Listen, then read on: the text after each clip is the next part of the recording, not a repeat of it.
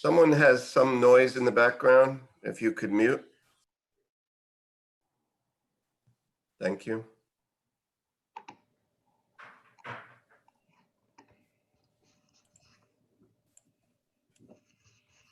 Okay. We're good, Nick. Thank you.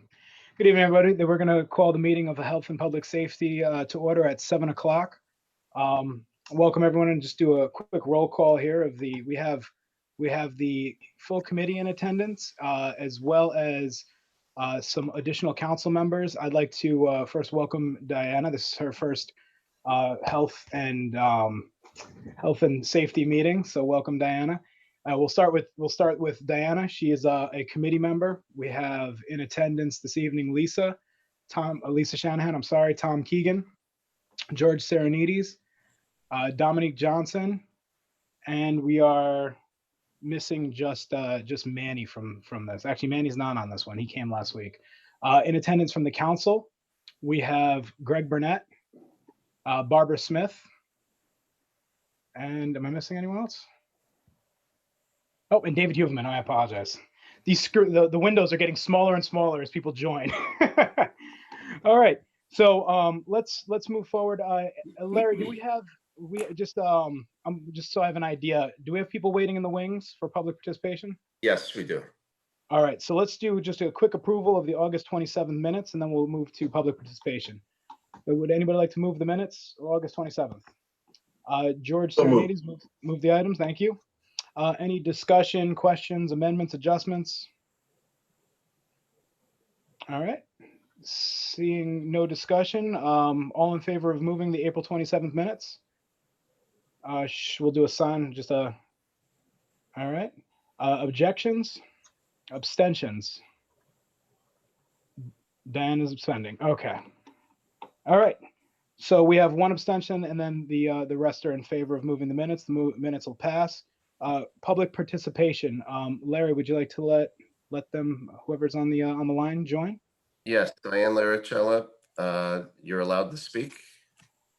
Excellent. Hi, good evening. Good evening, everyone.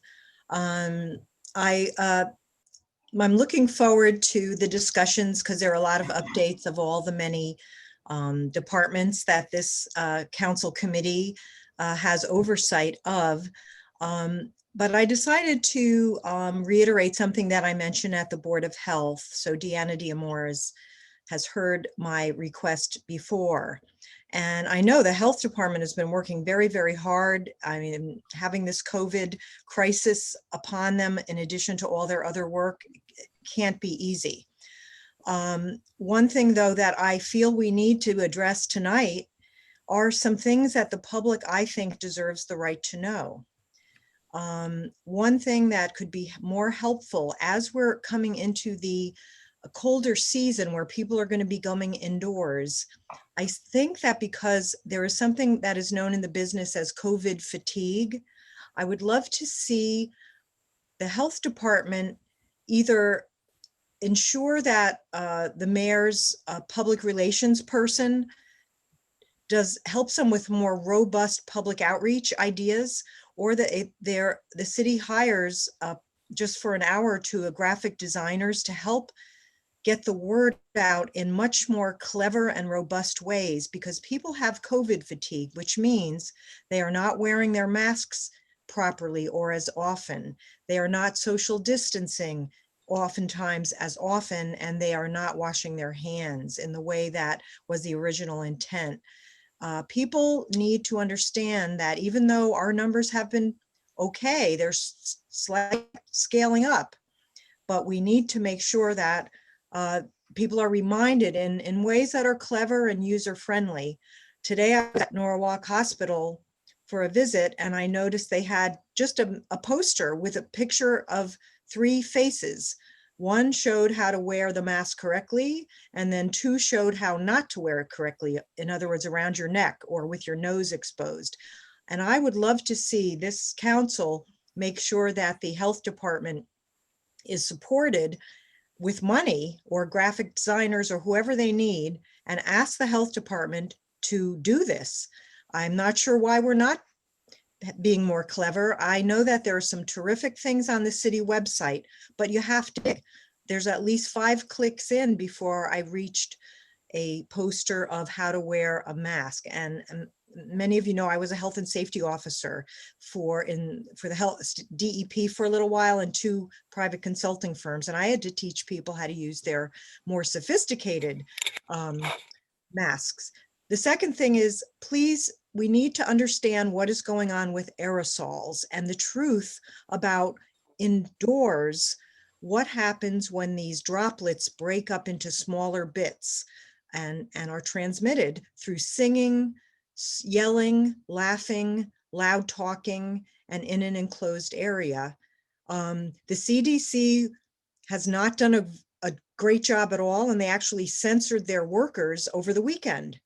I don't believe I can trust the CDC completely, and I do feel, this has come up before, at times our health department needs to be able to have access to independent professionals so that our city and you, the council, can make decisions based upon unadulterated information. And on the aerosol issue, that is not the case federally. And the state of Connecticut has not supported or discussed this yet. That doesn't mean that we can't do a better job. And maybe then we would set the tone and be a leader. Lastly, the issue of ventilation is important now more than ever because people are going indoors, and the governor just said he will allow more people into restaurants. Ventilation, I wish I was an engineer, because ventilation, HVAC, is very, very important now more than ever. But in our schools, it's especially important. So I'm looking forward to listening to the health department update. I would love to have either Ms. Diamore or one of the staff contact me as I have requested, because while I do know that there are a lot of burdens on our health department, we need to step it up as far as public outreach in many languages. And also we need to talk about aerosols publicly. Thank you. Thank you, Diane. Okay, we have one other person from the East Norwalk Neighborhood Association. Excellent. Thank you. Good evening. This is actually Diane Cece from East Norwalk Neighborhood Association. Sorry, I forgot to change that tag so you know who this is. Good evening, everyone. And thank you for allowing me to address you tonight. I want to first say apologies to Chief Kohalik, because he heard a substantially longer version of this the other day at Traffic and Police Commission. So apologies if you're hearing most of this for the second time. The reason why I wanted to participate in public comment tonight with you folks is for 2 reasons. I'm hoping that the council committee itself and also staff and management of the health department might be able to provide some comments to the city zoning department on a rather controversial application that's before them right now. It actually comes up for their preliminary review next Thursday, October 1st. Some of you may be aware of it, but I'll give you a brief overview. The application is at Norden Place in Norden Park off of Strawberry Hill Avenue.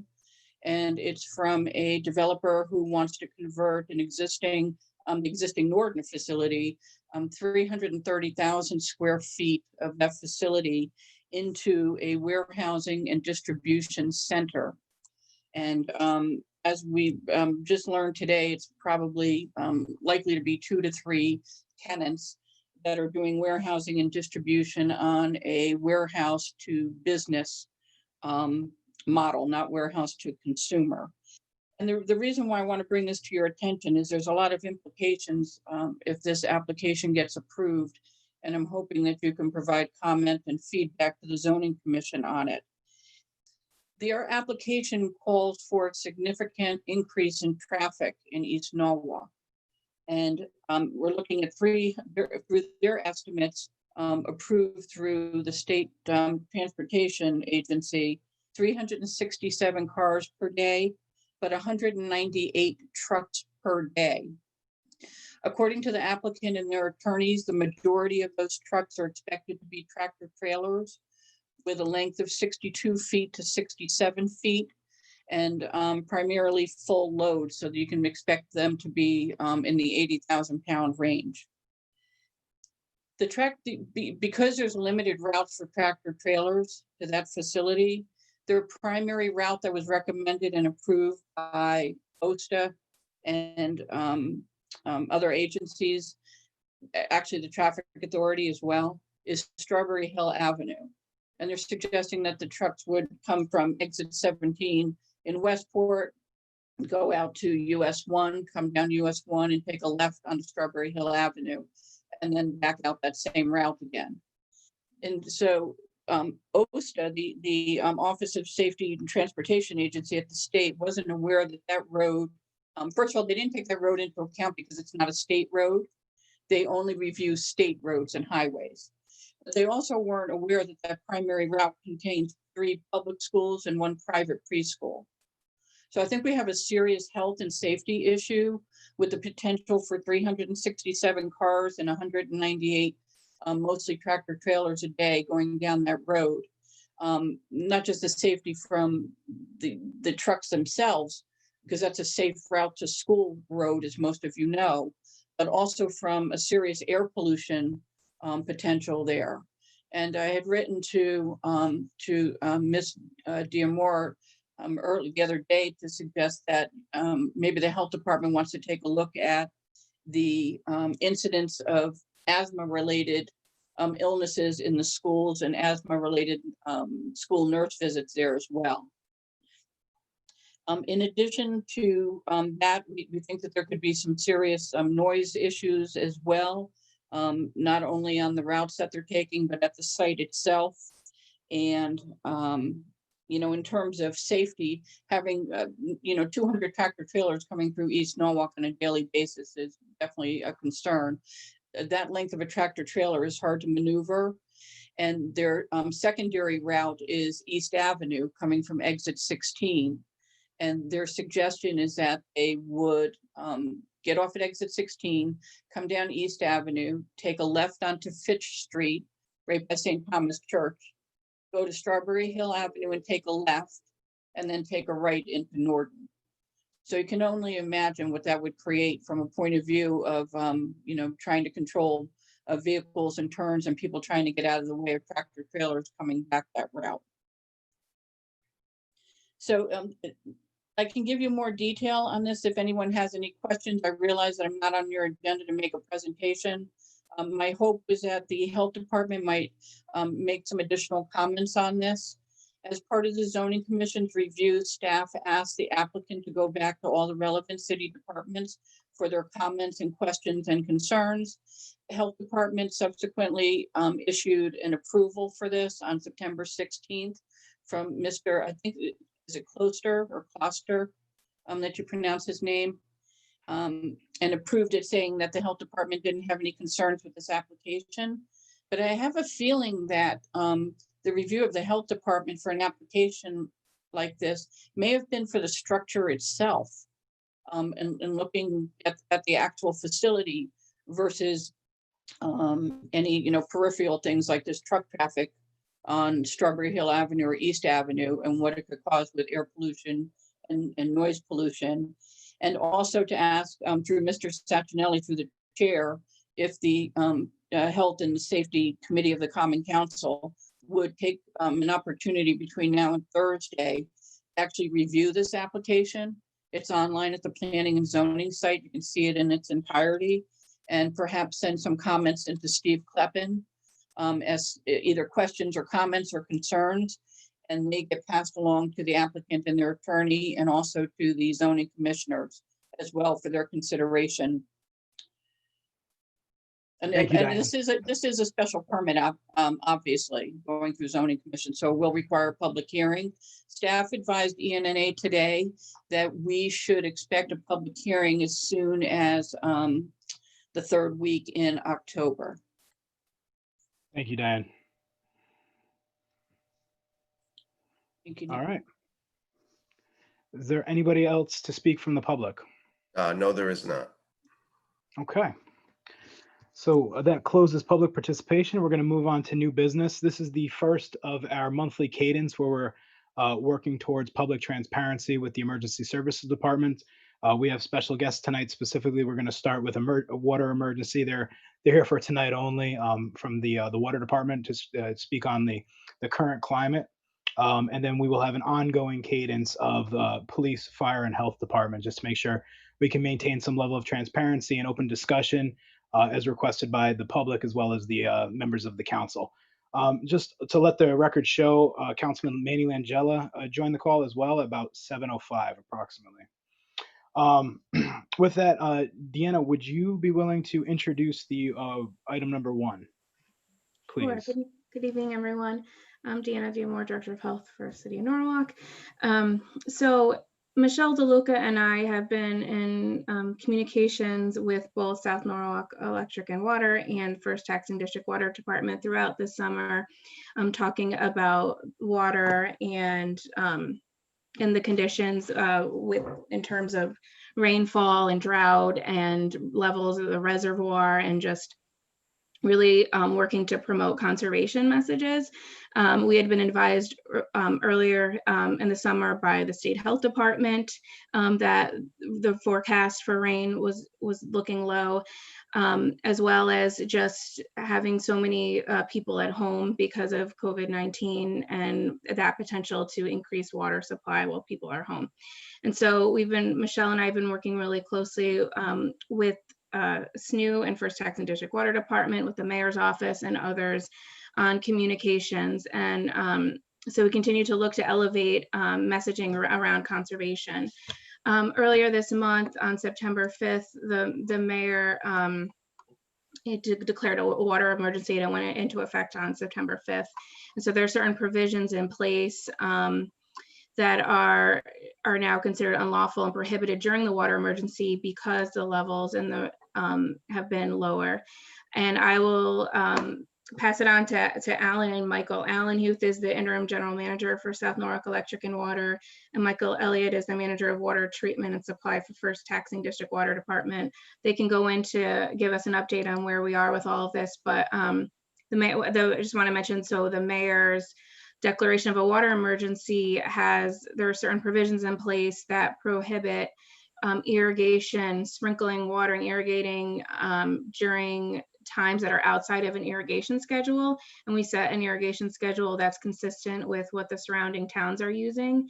And there are also other additional prohibitions, such as washing automobiles, trucks, trailers, or boats except at automated facilities, using no more than 45 gallons of potable water per vehicle, washing or flushing driveways, use of fire hydrants for purposes other than protection of public safety, filling or draining ponds or lakes used for private or public recreational purposes, and also knowingly allowing leaking plumbing fixtures.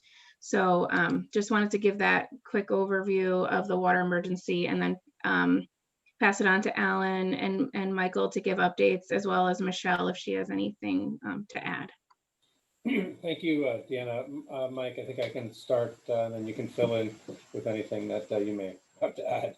So as Deanna said, we knew that we had less than average rainfall, starting back in June. And that's when we really started to begin our messaging and discussions with the health department and the mayor's office that, conditions existed that could lead to a drought. But in addition to the lack of rain, what we saw and First District saw and many other water suppliers in the state saw was a pretty significant increase in water use demands due to COVID-19 and a lot of people being home and resorting to gardening and cleaning and whatnot. So we saw pretty significant demand increases early on during the COVID situation. But the rain has not come, and there still is no significant rain in the forecast. We were hoping that the tropical storm that did all that damage here was going to bring some rain, but it didn't bring any. So as far as water levels are concerned, we hit our first drought trigger, which was 49%, and we've surpassed that. As of Monday, This week we are at 46% water supply, and I can only guess that now we're probably at 45 or 44% since the last measurements have been taken. Our next drought trigger will be at 40%. And what I think what we need to look at is that we're just a couple percentage points better off than we were during the 2016 drought. So this could go on for quite some time. We need a significant amount of rain to replenish the reservoirs. As far as average supply, I think Mike Elliott will say the same thing, because we're very similar in our surface water supplies. Typically at this time of year, we would be at 69% in our reservoirs. So that's quite a difference. You can see from 44% or thereabouts to 69%. So we're trying to do everything we can. We've sent out messages in all of our bills to customers. We've had a message on our website, and we've been using social media, both Facebook and Twitter, to share the conservation message. We've asked the city to help participate with variable message board signs across town at various locations to remind folks. It's important that we get the word out to conserve water. We may actually end up renting a sign and putting it across from a small piece of property that we control right across from the Sono Collection Mall. We're going to be looking into that next week. As far as the fines are concerned, with the city's ordinance, there's a $90 fine for violators if they're, of course, caught. And I don't really have any feel for what enforcement is occurring. But if it gets much worse, we're prepared to put boots on the ground and start driving around and looking for people that are in violation and warning them to turn off their water. I don't really have anything else to add at this moment. Mike, do you have anything to add? Okay, I'm unmuted. We're in a very similar number situation as Alan. Our average reservoirs would be 70%, and we're currently a little bit, well, on Monday we were 49, we're probably at 47% right now. So in terms of our reservoir storage, very similar. We have less reservoir storage, so we are using our wells to their maximum at this point, but the groundwater levels are going down, so we expect that those wells will be producing less as we go further into the fall. Now, I'd like to make a little comparison in terms of the next couple of months. Actually, traditionally, our October and November are very dry, classically, and in 2016, we were actually the rainfall at the end of August in 2016 was 27.6 inches, and we are at 26.8 inches of rainfall. So we're 11 inches less than the average, and we're an inch less than the drought in 2016. And in 2016, we were in a similar, our reservoirs were a little bit lower at this point in time, and they got as low as 29% around Halloween. So we're on a not too dissimilar track, unfortunately, and part of that is because some of our wells, as some of you I know are offline because of either PFAS contamination or high levels of manganese, because the state did change the limit for manganese last fall. So we are using them as much as we can. That's all that's going to come out of our well field, and trying to use that to shepherd our reservoir levels. And in 2016, and often in dry years, we don't actually get anywhere near filling up until January or February, when we really start seeing winter rain, and the outside water use obviously will be ending as we get through towards, Halloween and Thanksgiving. But even with that, there needs to be a lot of rainfall in order to, because it soaks into the ground. The ground is so dry. You've probably noticed if we get a little bit of rain, it just soaks right in. None of it runs off to the reservoirs. And I do want to reiterate is like Alan and I have been sitting there and watching all these really nice intense storms wandering north or south of us. And it's just the luck of the draw. The forecast is for it to continue like this for a while. So to reiterate, Alan's point, education is really important right now. Thank you. Yeah, and if any of you have any questions, Yeah, so moving on to that. So we have a lot of counselors that are not on the committee tonight because none of these are actionable items and no votes will be Okay. taken. I encourage you all to participate. We'll just action through the chair just to keep it organized. I saw Ms. Shanahan's hand go up first, I think. Thank you, Chairman.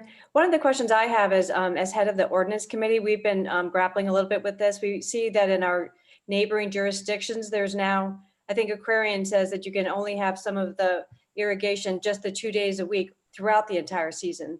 Is this something that you would be in favor of our taking a look at? And would you be willing to come to our committee to make suggestions about things you'd like us to see to make a, put on a permanent basis? Not to speak for First District, but I believe that both First District and SNU would be in favor of those permanent ordinance, as it is in other neighboring towns and so forth. I agree. First District is definitely interested in that. The surrounding towns have been doing that for, I think, 4 years, since 2016, and they adopted that based, as I understand it, on studies in other parts of the country that found that good watering 2 days a week is enough. That'd be great. So I will definitely be issuing an invitation for you to join our committee to talk about how we ought to tackle this. That would be great if you could join us. Thank you. Okay. We're looking forward to that. Thank you. Mr. Keegan. Thank you, Mr. Chairman. Are we doing anything to increase the capacity of our reservoirs or our water sources? Well, not at the moment. If we start to take a look at the trends over the last decade, and I know this because we've been speaking both districts, our water use is actually trending down slightly in the last 10 years. And a lot of that is due to high efficiency appliances and faucets and so on and so forth. So at the moment, we don't have any current plans to expand the reservoir. It doesn't mean to say that we won't consider something like that as the need arises in the future.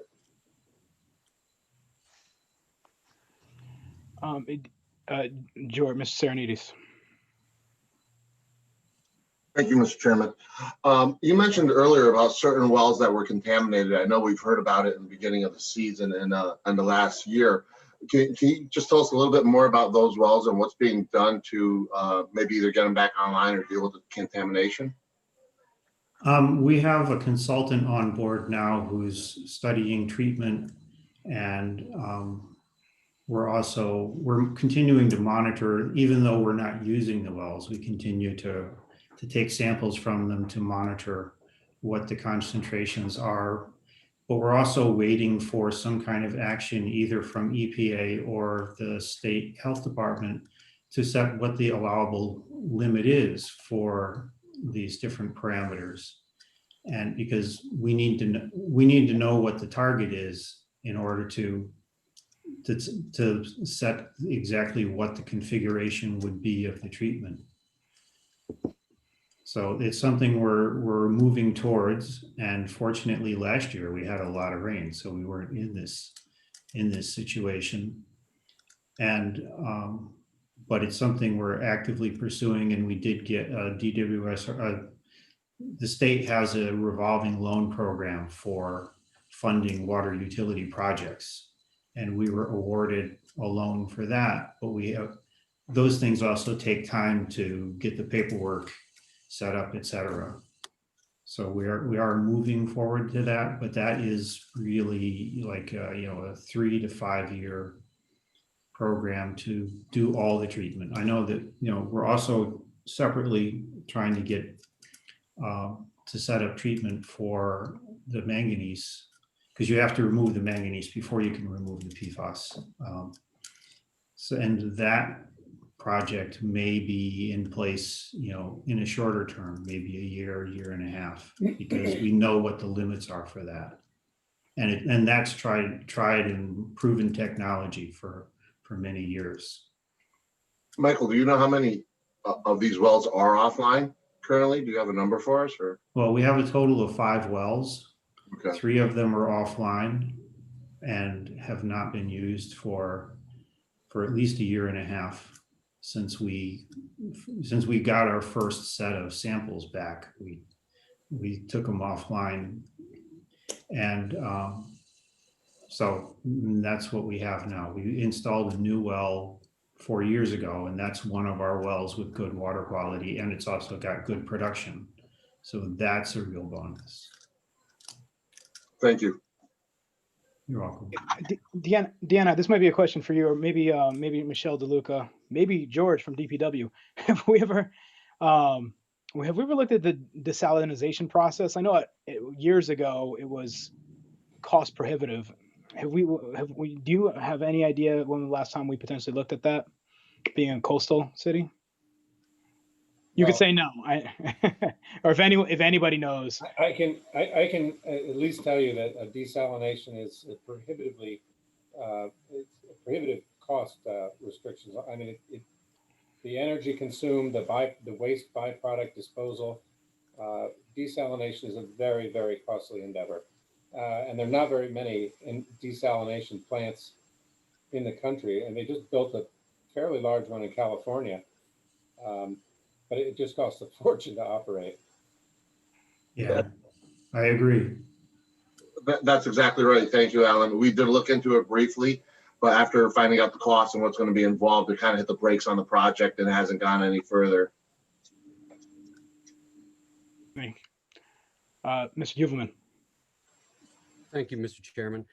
Just a quick question. I mean, we seem to be getting close to this place, if not in this place, more often than not now. And I guess my question is what's the trigger for the boots on the ground, and how is that going to impact? Does that come through the health department? Is that going to be the police involvement at that point? And how would that get executed? Well, I guess technically at this point, police, since the declaration has been made by the city, that the police are already involved if there were a repeat offender. But the question is who's going to patrol it and who's going to enforce it? It's hard to catch people that are watering. I will say that as the temperature drops, just naturally people stop watering. There's no need to water. And that's coming up pretty soon, I would say, wouldn't you, Michael? Yeah, we're already seeing a significant drop off on like last week's cold days. There was significant drop off. Thank you. I don't know if that answers the question, but to further your comment, the whole state was in the same situation. It wasn't just Norwalk back in 2016, and the whole state is in the same predicament pretty much now. There are a few water systems in the state that have a tremendous amount of surface water, but they're in a totally different situation than we are. You're talking the greater Bridgeport system of Aquarian was built. It's very robust. It was built for a heavy industrial city that all the industry is gone. So they have a lot of excess water. Aquarian is in the process of upgrading a regional pipeline to bring more water down to southern Connecticut. Both the First District and us have a informal verbal agreement with Aquarian at this point that we can elect to purchase some water from them if we need to. But that's where we stand. It wasn't just Norwalk that was part of the drought in 2016. It was the entire state, and it's the entire state again, pretty much now. So it's not just Norwalk. Thank you. In terms of kind of forward thinking, right now, I think you both said that we're around 47% to capacity in the reservoirs. If the city was to continue to expand and we were to get new residents, do you feel that, our current situation would handle additional load, or would we need to look into expanding our resources and reservoirs? Is that I don't know if that's a trap, but It's not a trap. I mean, we've been speaking with Steve Kleppen recently, and we provided our numbers, and the numbers are the numbers. So yeah. I'm looking at the numbers right now. In 2010, we were like 2,087 million gallons, which is, and now we're at 1717 million gallons. So our demand has, the numbers speak for themselves, are somewhat dropping. Now, I'm not saying that that's going to be the case forever. They could go up, but we pay engineering firms to study our water supply, and according to the studies, we're okay for now. It's, the drought is the drought. We haven't had any rain, so. And I guess I just to surmise, ultimately, because technology is improving over time and efficiency is organically increasing, even though that population might be increasing, we're still remaining fairly level in terms of usage. The expectations remain consistent. That's what the studies show. Excellent. That's good news. Yeah. Yeah, we're in the same situation we saw. I don't remember the year, but we used to 15, 20 years ago be producing about the same 200 or 2,000 million gallons. And now we're down more in the 1.5 million gallons. So there's been a significant drop off of consumption, and we still have the same facilities and resources. The question is, how much is climate change going to be changing that, and in what direction? And certainly we're seeing a lot of, a couple of back-to-back droughts, or close to each other droughts, which doesn't, and our studies are showing the same thing, that there'll be the increase in demand that's being projected is very small, and it will be 2050, 2060 before, using those projections, we have any need to look for other sources, and things may be very different by then. But it is important that water be used wisely all year round, and that is one of the reasons why we're in full support of irrigation restrictions throughout the year. Yes. No, thank you. And the reason I bring it up is because we've had a lot of comments floating around social media in response to the mayor's announcements of the water emergency and the fact that the city has been expanding and there's concerns from the population. So I think you addressing that and making that statement publicly is going to be ease a lot of our minds, at least. So thank you. Any additional discussion on the water emergency topic? All right, thank you, gentlemen. I appreciate your attendance this evening. That was fantastic. Our pleasure. Thank you. Thank you for the invitation. Thank you.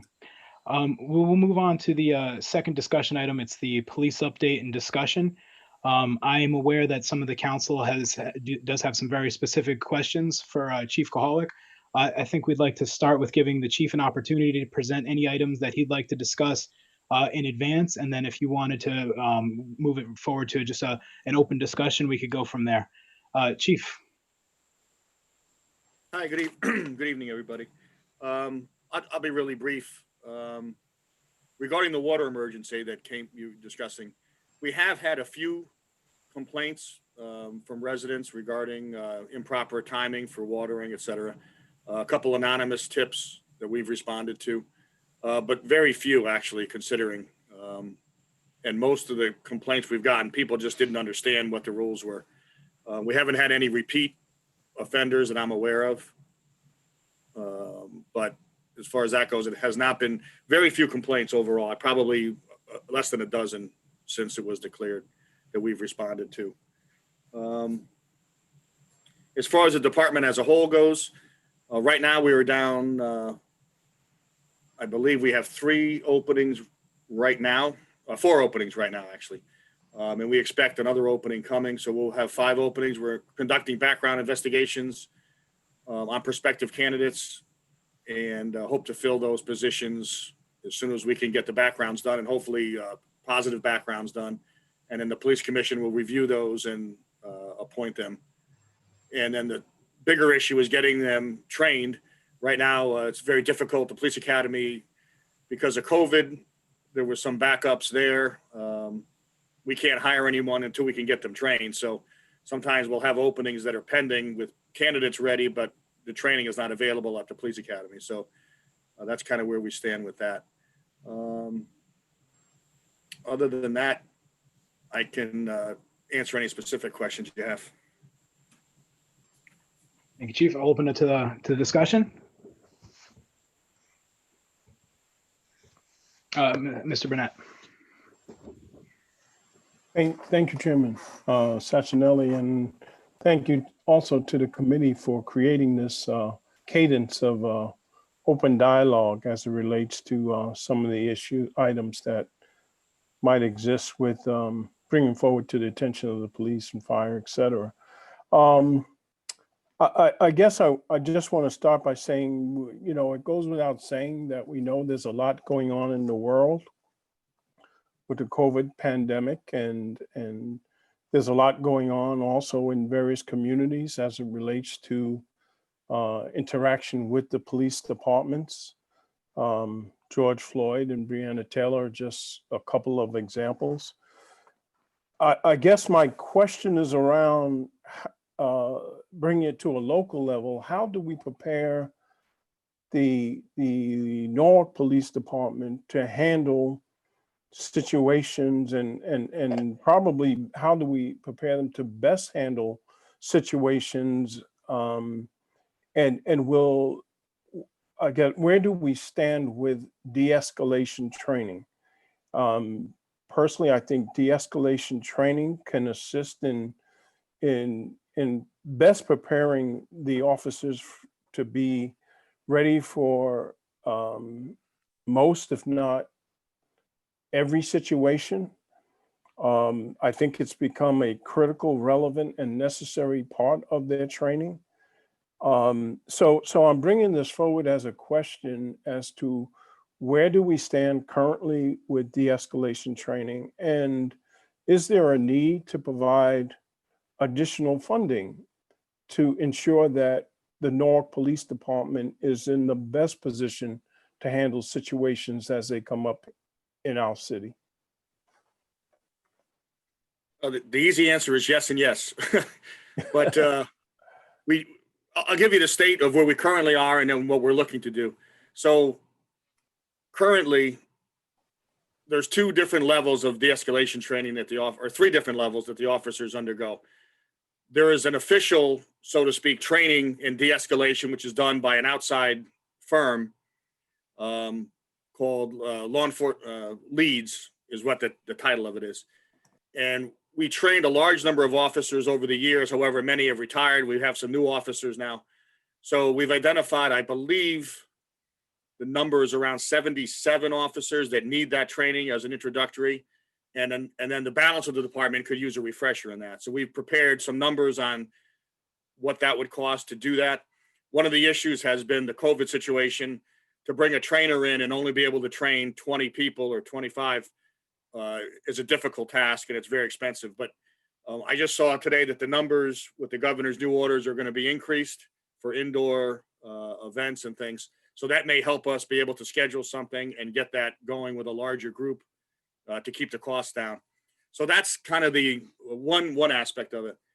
in addition to that, throughout the year, as part of just regular training, anytime we train in use of force or firearms or tactical skills, hands-on skills, de-escalation is also part of that training.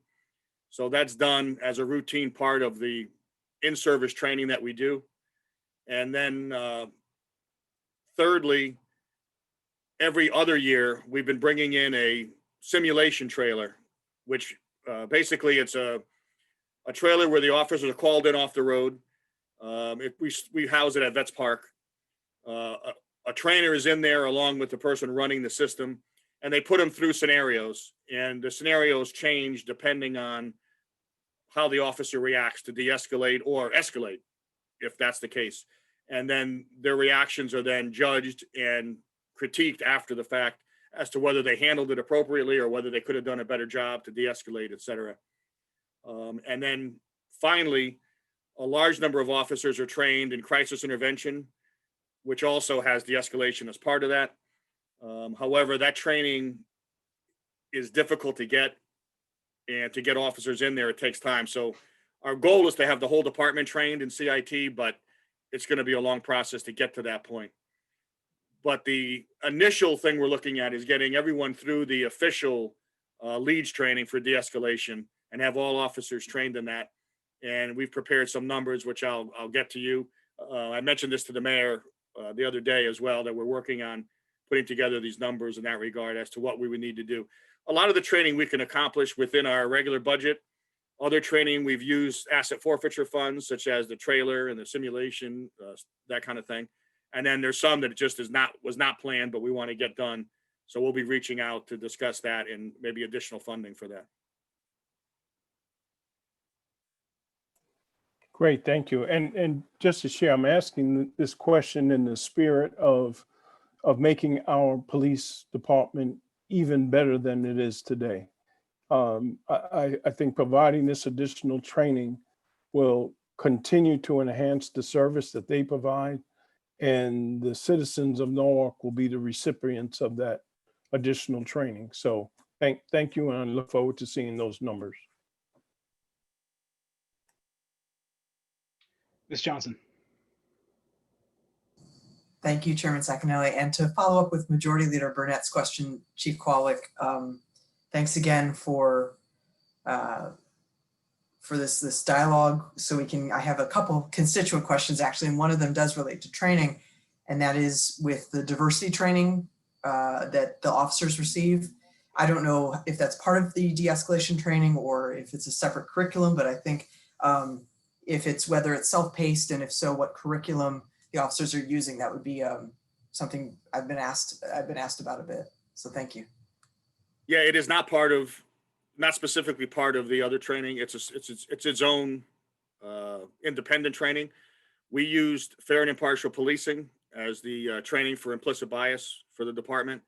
We did that. We were one of the first in the state actually to do that here. Dr. Lori Friedel is one of the national experts, so to speak, on that. That's her program. So we trained the entire department in that several years ago. All new officers get fair and impartial police training as part of the recruit academy in Meriden. And then we were trying to bring her back to do a refresher training, but the state of Connecticut instead did that. So we didn't have to do it locally. So we have our trainers going to the trainer for this refresher course. And we plan to do a refresher for the entire department as well with our in-house trainers once they get that trainer training.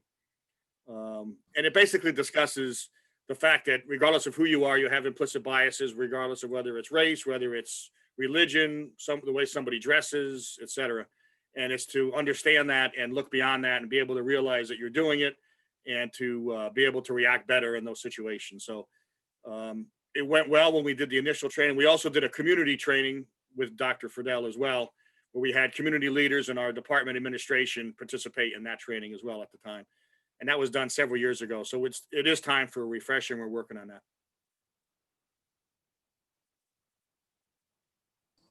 Excellent. I have a couple other questions, but I would maybe yield the floor to some of my colleagues that don't want to dominate the conversation. one is slightly related to this, if I might, Chairman Second, to bring that up, and then I can circle back for the other. Of course. Great, thank you. And it has to do with maybe not necessarily training, but I know a lot of your trainings are potentially in your policies. And after the town hall meeting back in June, a lot of folks were asking for policies. I know of you, and you were being very forthcoming about saying that, you know, I will email these to you and make those accessible. And a lot of folks have been asking more like when the policies would be put on the Norwalk PD website and at what URL they could find them. So I wonder if you have an update for us on that. I'd appreciate it very much. Yeah, they were posted some time back. I don't remember exactly when we put them up there. They are on the website. You can find them through the FAQ. If you go to the Norwalk website, go to the police department, the FAQ has, how do I get a pistol permit? How do I hire an officer? There's an FAQ that says department policies and procedures or something like that. I forget the title of it. And if you click on that, there's a list of a number of it's not every policy, because some of them really don't relate to the public, so to speak, regarding our internal financial audits and things like that. But any policy related to use of force, civilian complaint process, the IA process, pursuits, all the hot button issues, so to speak, that the public is interested in, they're all posted there, and they can be downloaded.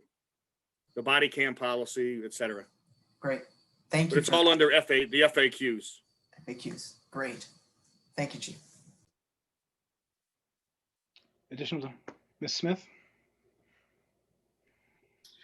Yes, thank you, Chief, for being open-minded to this this new cadence of this format in this meeting, and being, having the opportunity to ask these questions.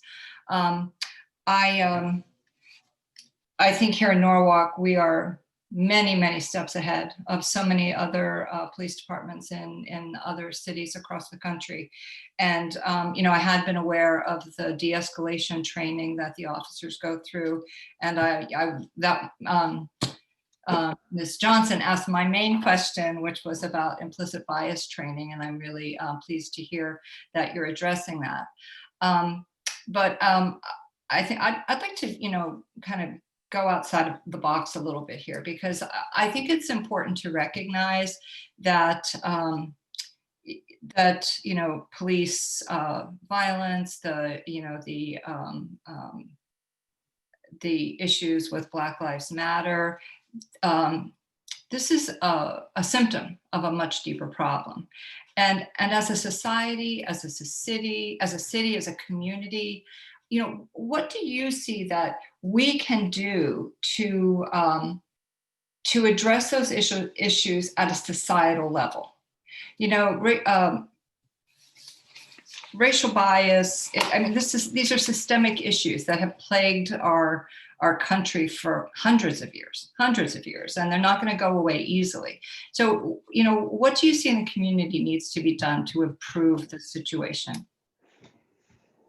Wow, that's a big question. If I had the answers, I'd probably be rich right now. But one thing that I do see, at least from a personal standpoint, is that oftentimes I'll be speaking to someone who will be bringing to my attention a concern about whether the police, or whether there's a bias here, or equality here, and they will say that there is not, and that the police need to do a better job. And my response is, we're doing everything that we can think of. What would you like us to do? And I rarely get any suggestions. I've had a few, and we've tried to implement those. So I think the dialogue is good, but I think we also need to bring ideas, back. Because any ideas that I have, or my staff has, or that I've read about, we try to, if they look like they're going to be a positive, we try to implement them. And the complaint is that we're not doing enough. But without more suggestions or more information as to what we could do better, I don't really have the answer to that, because anything that we can think of, we're doing. Just not on a local level, but I participate in a lot of statewide and national organizations, and I've toured a number of police departments around the country and bring ideas back, from my accreditation assessments there. So we're doing everything that we can think of. If there's things that others can think of that we're not doing, our ears are open. And I think that kind of goes for the other areas, within the city and within the country. It's not just identifying that there's a problem, but how can we solve it? And, I think I'll speak for Norwalk. I know the mayor, I know you are, the council, I know the police, fire, our departments are open, to any suggestions that'll make things better. So that's the only thing I could say off the top of my head right there. Okay, we've actually talked about this, Chief, coming from a field myself, working as a teacher where, teachers have been scapegoated by society. We have to solve all the problems of what goes on, the achievement gap and what happens outside of school is so important. And the institutional racism that continues to exist in this country it's got to be addressed. And until that's really addressed, it's a deep rooted issue. Have you thought maybe of, I'm on the committee to choose the consultants for the Equity and Justice for All Commission. And I wonder if, maybe teaming up, as I'm thinking about it, with Lamont Daniel and, having meetings with him on a fairly regular basis might provide some insight into the community and what could be done. Actually, I speak to Lamont quite a bit. Mm-hmm. It started over the COVID situation with the seniors and meetings that we held there, but we're in contact regularly, not specifically about what you're talking about though, but I'll be glad to reach out to him and have more communication in that regard. But I do speak to Lamont, pretty regularly. Okay. Thank you. Mr. Huvelman. Thank you, Chairman Sachinelli. Chief, I just want to start out by saying thank you for the respect and the professionalism that you bring to our police force. And I believe that trickles down. And I think that it shows. We have a very quality force within our town. And I think a lot of that I lay at your feet. You're doing wonderful work. I want to go down a little bit different direction here and ask a question about sort of a walkthrough, if you would, of how the disciplinary process works, sort of from a complaint to resolution. I mean, how does it work specifically, and what are the various steps taken throughout that process, and what are the different types of outcomes? Okay. If a complaint is filed, whether it's by email, by phone, or officially on a form, in the old days, complaints were generally officially filed on a specific complaint form. And nowadays, to be honest, most of the complaints are emailed. People, say I had an interaction with an officer, blah, blah, blah. So that's how most complaints come in. So a lot of them come directly to me. But if they don't come to me, if they go through the chain of command, every complaint will eventually come to me to be reviewed. I'll look at the complaint, evaluate what the circumstances are. If it's something very minor, then I'll send it back to the shift commander and have him review it and investigate, so to speak. It may be an inquiry about how a call was handled or something like that. If it rises above that, regarding how an officer's demeanor was or something like that, I'll generally just pull up the call I'll review the body camera myself when the complaint comes in, and I'll just look at the report, look at the body camera, and see if there's any merit to the complaint. 99% of the complaints we get fall into those categories. They're very minor. Usually it's a demeanor question, how an officer investigated, things like that. Those other complaints that rise above that require some more thorough investigation, those would go to the internal affairs lieutenant who reports to me. Those are few and far between, thankfully. But if there is one, it would go to him. He would conduct interviews, officially interview each officer. There's a garrity warning they have to get by labor law, things like that. So there's processes to be adhered to. He would conduct a thorough investigation, complete a report, and give the report to me with his recommendation. I review it and determine if I agree or disagree or whatever. Once it is resolved, one way or the other or whatever it is, then I make a determination whether it was within policy or not. If I find that it's not within policy, then I determine if there's discipline that should be possibly initiated.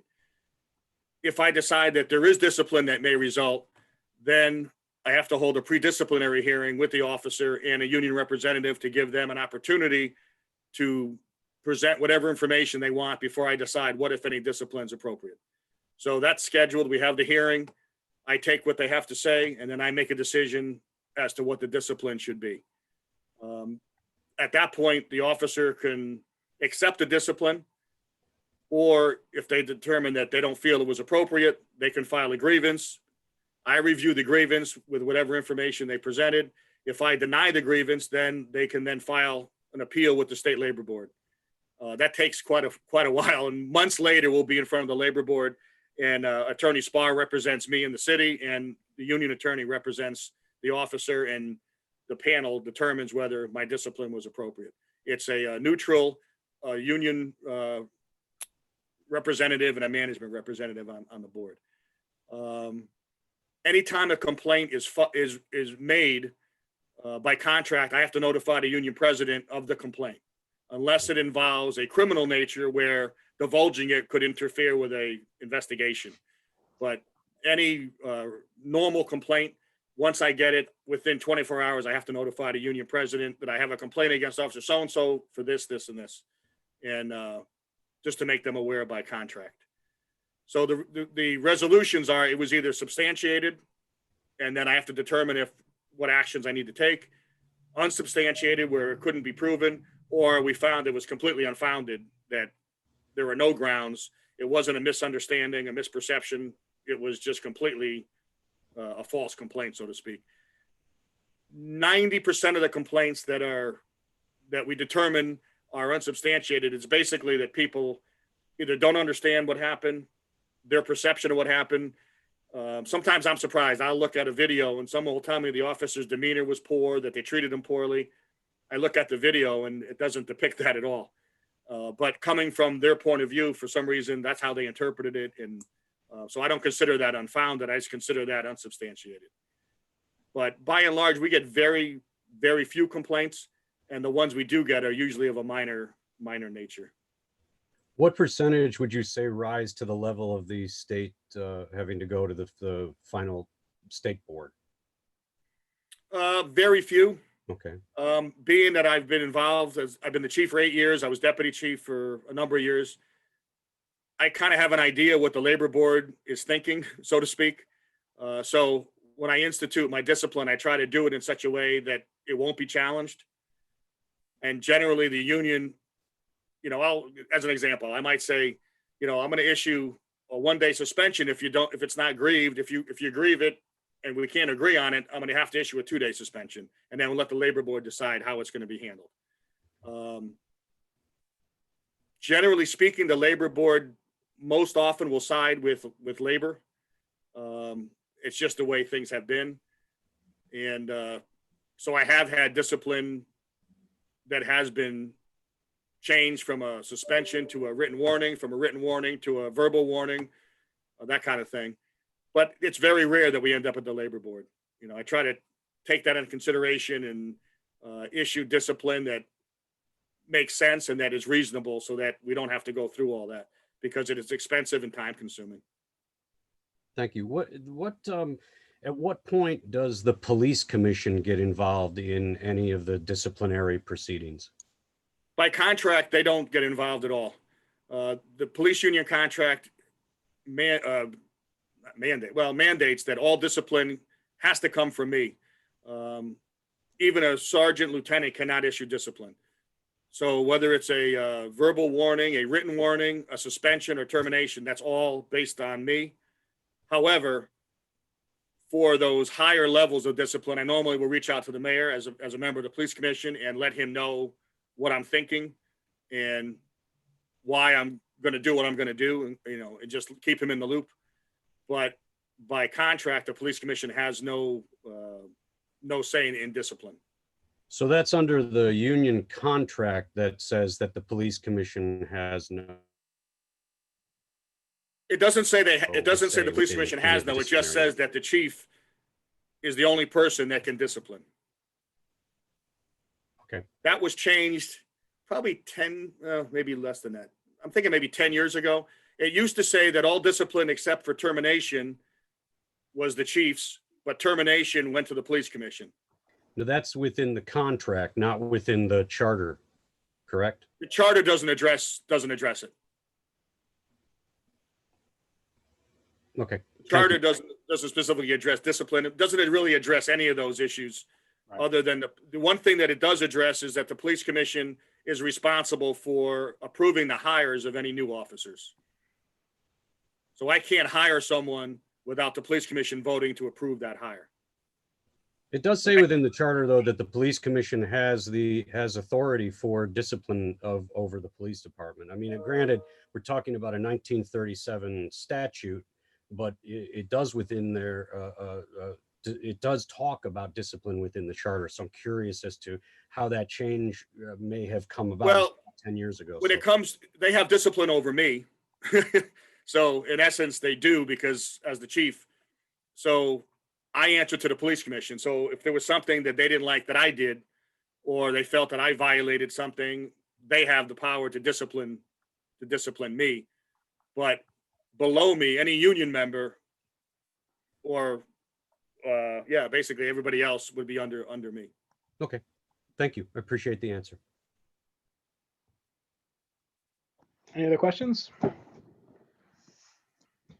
And to be honest with you, sometimes I wish that the police commission did have the authority to do that, because it would take me out of the loop. Because that's one of the hardest things to do, is to have to suspend somebody knowing they have a family and things, but that's part of the job. Yeah. But, or to terminate someone, that's a very, I'm sure some of you are in positions where you've had to do that. It's not something you look forward to. It's never an easy part of that process, but No. I appreciate the work that you're doing, and I appreciate the candor of your answer. Thank you. Further questions? Miss Revolus, did I say that correctly? I'm sorry if I didn't. Revolus, you said it fine. Excellent. Thank you. I guess being new, just forgive me. But I just want to go back to something you said, especially the perceptions. Where in the parts of, because a lot of it's internal, right? Like the disciplines, a lot of it's internal, but what represents the perceptions of the person, of the community, and what they're looking at and what their complaints were? Speaking to the community, just locally here, a lot of them, their number one complaint to me directly was harassment from the police department.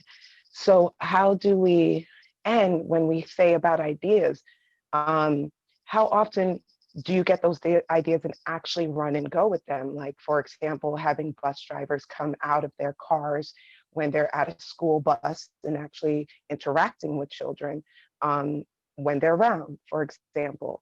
I know that there has been ideas given.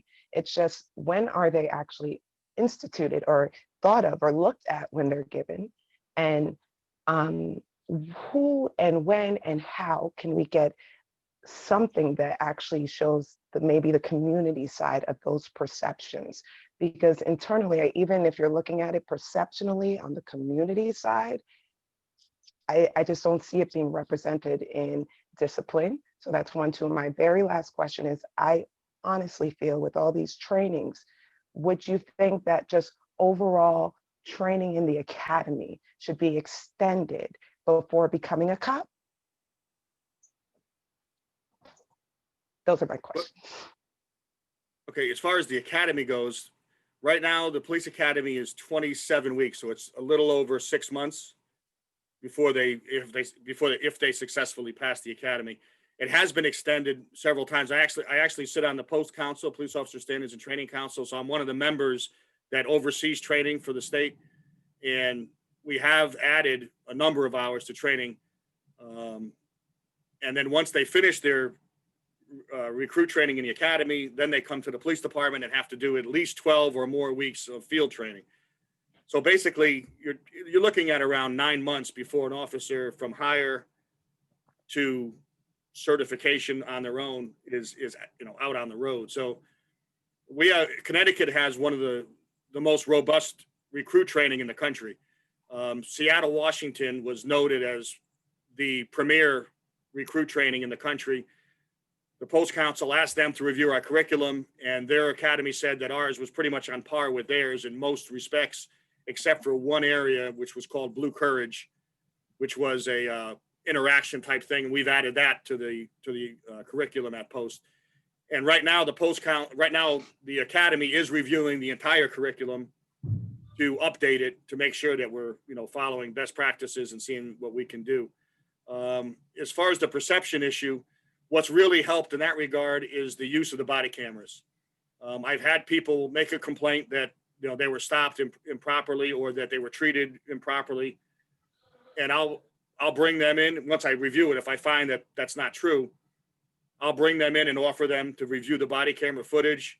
Recently, I had several people in, along with Brenda Penn-Williams from the NAACP, to sit and review the body cam as a group to show why the officer did what they did and what exactly happened.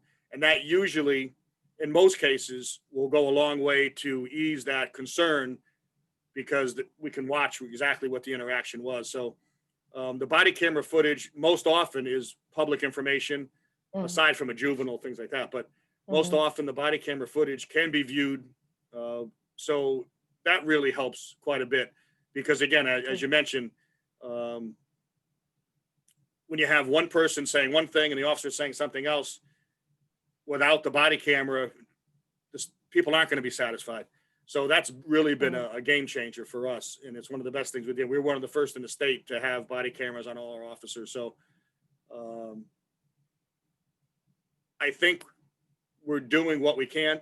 And to the point about interacting with the youth, we have school resource officers at the high schools and the middle schools, and also within the elementaries. They're interacting with the youth constantly. Myself and my deputy chief, we're both mentors. I mentor a boy. Well, I started in 3rd grade. He's now at Brian McMahon as a freshman. And I know Sue is mentoring someone that's in middle school and started also in 3rd grade at Columbus. So we have several other officers that are mentors. So, we try to do a lot, both personally and as a department, to try to really understand the needs. And I'm not saying that we get it right every time, and there's more to do, but again, like I said, we're trying, and that's all I can only promise you, that I'm doing my best, and I'm trying, and I'm always willing to listen. And if you have some other ideas, I apologize. I don't think I've ever met you before. So, feel free to reach out to me and stop in for We've met a lot. We've met a lot. NAACP, Norwalk Act, we've met a lot. I'm sorry, I don't recognize the name. And it's okay. But and I appreciate you. I think one more question. And this is complete naive too. I want to know, how many of our police actually live in Norwalk? And just to go back on 9 months, and not to say that's anything on you, but just as an example, a phlebotomist takes 15 months to become a phlebotomist. So I think to become a cop in 9 months maybe should be extended a little bit, or thought of that extension if possible. But naive question, because I know I should be looking this up somewhere, just thought of it now, but how many of our cops actually locally live here? Like in Norwalk, or Norwalk residents? Yeah, the specific number, I'm not sure. The last I looked, it was around 40% of the department. I don't know how much that's changed since the last time I looked, but it has generally been right around 40% from what I recall over the years. And actually maybe a little higher, because the last several people that we've hired are Norwalk residents. So it's possible that it actually ticked up a little bit from that, but we do give preference to Norwalk residents on our testing process. Okay, thank you. Thank you. Chief, we didn't touch on it because I know we've probably had some impediments with COVID, but just grassroots community policing, we know we've had some positive response from the public with that as well. So And any additional questions? Ms. Johnson? Thank you very much. This last constituent question relates to the new outreach van, Chief Wallach. And I know that I would also appreciate the background on why the color is black, given that the vehicles, I know a lot in the community, we've talked about this before, have taken issue with black being a more imposing color for the vehicles. And I know that, I think we've talked about this in our committee about how that's going to change, or maybe you can fill us in on that, like where you're at in terms of the community feedback on that. And I assume this is from a grant, the outreach van, and so maybe you just didn't have a choice, but it would be great to know the background on that. I appreciate it. Yeah, well, speaking of the van itself, the van was ordered about a year and almost 2 years ago. It took forever to get here. And it was ordered based upon what we could get, number one. It was a very difficult vehicle to obtain. There's a lot of demand for that transit type van, number one. Number two, our vehicles have been black for probably the last 10 or 12 years. The difference was we used to have the wrapping of the doors in white. However, over the years, we noticed that two issues arose. One was the wrapping ended up pitting and fading within 6 months. So it made the vehicles look poor, even though they weren't that old. And number two, the wrapping was an additional $1,200 to $1,500 per car. And ordering 10, 12 cars a year, it adds up to, quite a bit of money. So we looked at how we can address both of those things. So about 2 years ago, we went to just the gold lettering. And we're looking at that. We didn't feel we liked the way it looked, but we thought we could do better. So with the van that came in, we had a complete redesign of the graphics. We added more color to the vehicle. We added the stripe. We added the white background on the lettering without increasing the cost and without using the wrap that, again, doesn't hold up. So the vehicle, that van is representative of what the new vehicles will look like as they get outfitted, which will be coming on the road. I think we're getting the first couple in the next week or so. I think they're putting your radios in. So you'll see the gold is outlined in white. There's a white stripe. We have the challenge coin with the logo on the back that instead of nothing. We have the badge in front instead of the patch. We have the traditional Kalia logo and those things on it. And actually, we've gotten a lot of positive feedback over the van and over the vehicles, both from people that have seen it on Facebook and social media, and also other departments that have seen it at the company that outfits most of the cars for around here. And a lot of other agencies have now switched to a similar look. And we're trying to stand out a little bit and not look like every other police department. I want people to know that if that truck is there or that vehicle is there, it's a Norwalk police officer, not a Westport or not Wilton's black cars too, but they just have white. But Westport's even moved away some from the white too for the same reasons, is that the wrapping, and the reason for that is going way back, Ford used to make the cars painted white and black. And then they stopped doing that. You had to order them in one color and then wrap them in the other color.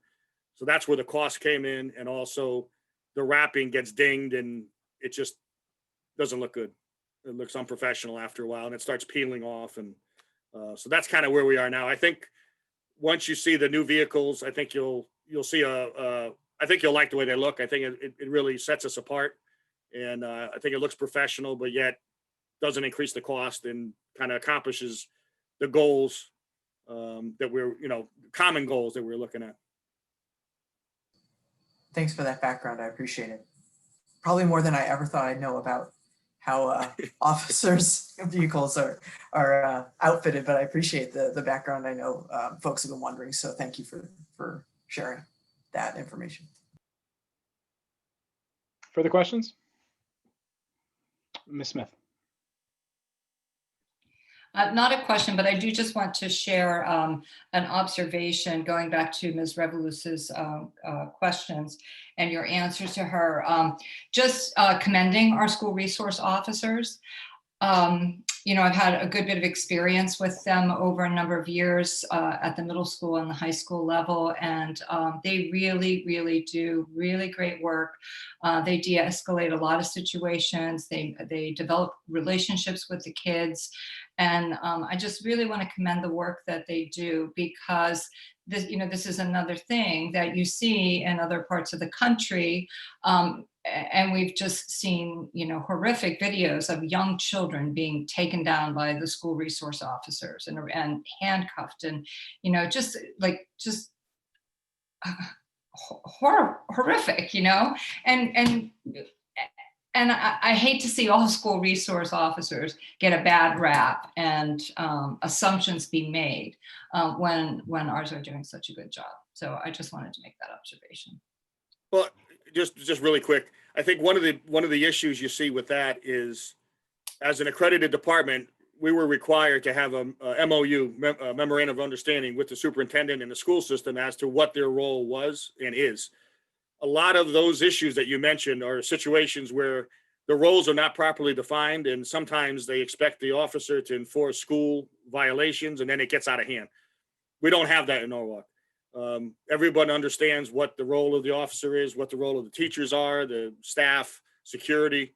So rarely does the officer get put in that situation because they know that that's not their role. So I think that's an important thing, is we have a good relationship with the school system, with the superintendent. The new superintendent, when she came in, she reached out to us immediately. We met with her to discuss and get her up to date on what's going on. So, you know, we've been fortunate to have a very good communication with the school system here, which I think is one of the big reasons that it's been successful here. May I just clarify? I just want to let you guys know, ever since Ramirez at the schools, you're great. I feel the missed opportunities are those moments, like I particularly said, at the school bus stop. I'm not saying at the schools. You guys are doing great at schools, but I think it's those little missed opportunities when you get like walking, when we were able to walk through the streets, just having a normal conversation or some ice cream with you like they were going to try to do, or the random hellos and normal conversations when you're just crossing the street. Those little missed opportunities with the communities is what builds rapport. And you guys are great at the school. They know you at the school. They know their officer at the school. But how come I don't know the officers in my town? I just don't want to get that muddied up, because you guys do a great job at the schools. I don't want to ever overlook that. I feel the missed opportunities are those just engagement moments when you're literally like, hey, how you doing? You have a dog? Or how's your day going? Or you guys cold? We have some donuts for you. Like, it's just those little touch that make you just as human as the guy, girl, mom, dad, baby. That's all I need. But please don't think that I'm overlooking the work that's being done in the schools. Not at all. I'm just talking about those little deposits into an emotional bank that can increase the rapport between the community and the police department. That's all. Any further questions? Chief, you want to take any opportunity to highlight anything that's been going on that you feels worth noting, or anything that's coming down the line? You don't have to answer that. If we can move on, but I just want to make sure you have the opportunity to add on any additional last minute items before we move forward.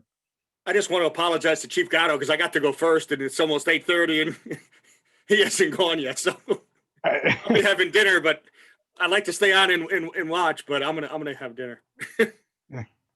No, and thank you so much, and we appreciate your leadership through all of this, and we really do appreciate you volunteering to attend this meeting and answering all these questions. So no, and as I mentioned to you, this goes for anyone, but especially the council people. You know, if there's something or a question or concern, whatever, you don't have to wait for a council meeting, whatever. Just reach out with a phone call or an email or whatever, and I'll be glad to deal with it or respond or whatever. So thank you and have a good night. Thank you. Thank you. Thanks, Chief. Thank you, Chief. Thank you. Chief Gatto, you're up. So, Well, thank you, Mr. Chairman. Thanks for the invite. All I could say is I'm not as exciting as the police department, but I just figured that I would start by giving your committee and some of the council members and new members a little breakdown of our department. So just quickly, we have 33 firefighters on duty every day, which comes out to 132 members. But we have 4 vacancies right now. So that number's down to 128. We have 8 in the fire marshal's office. And then training officer and assistant chief and myself. So 139 uniformed. And then we have emergency management, the admin staff, a couple of mechanics. So we're all up to 144 personnel in the fire department. And we have 5 stations spread out across the city, 1 apparatus maintenance building and 1 training tower. And our schedule, the work schedule downstairs for the firefighters is 24 hours. And then they have 3 days off. So at any given time, they could work 48 hours during a week. Just a quick rundown of the number of calls. We average about 17 to 19 calls a day. So just quickly, I pulled up, for May, we had 560 calls, total calls, which 29 were fires, which includes, all these are very big categories, everything from a brush fire to a car fire to a structure fire. There's too many variables there, but 29 fire, 127 other, which is fire alarms, things like that. And the majority, 304 EMS calls. So for May, we were at 560. In June, we were at 506. And then July, we were close to 700. And a lot of that was due to the tropical storm. We had quite a bit of calls that in a 24-hour period. So I could answer specific questions, or I could go into budget items, whatever you have in mind. thanks, Chief. Do we have any questions for the chief? I have a few questions. Okay. So I guess just broad standing questions around, is there, I know we have partnerships with the surrounding cities. Is there Yes. any area of our city that the first response for fire comes from outside of Norwalk? Is No, that, no, so we're always first response, because we're always first. The Wilton Norwalk line on Main Avenue, which is at 761 Main Avenue, that office building, doctor's office, that property is split between both towns. So they responded, we responded at the same time.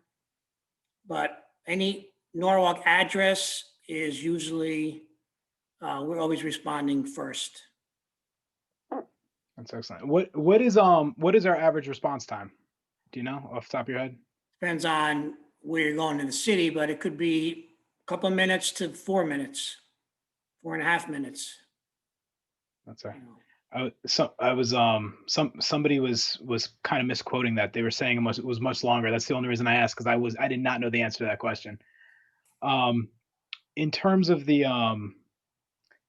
equipment that you have, you said you had some budget items and so forth. All the protective equipment and so forth. Is there are we in a good position with the firefighters currently, or is there anything coming up for renewal that you need our support in? Everything that we've put in as far as budgetary items go, we were able to get this year. So we can go back, like last year, we asked for $410,000 to replace portable radios. And that was okayed by the council. This year, the city of Norwalk is in this big $15 million radio upgrade, which involves the council and the PD, involves PD, EMS, DPW, fire. So this whole new system is going to be incorporated in the next couple of years. So we started to upgrade our radios, which will fit into that system. So the radios, quickly, what we bought it's called a tri-band radio. So we can talk, we have more than one frequency. We can talk internally, and we can talk to all the mutual aid partners in the surrounding towns. So it's a big help in that respect. This year, we just started to replace each firefighter wears it's a personal escape system. It's basically a rope on a hook.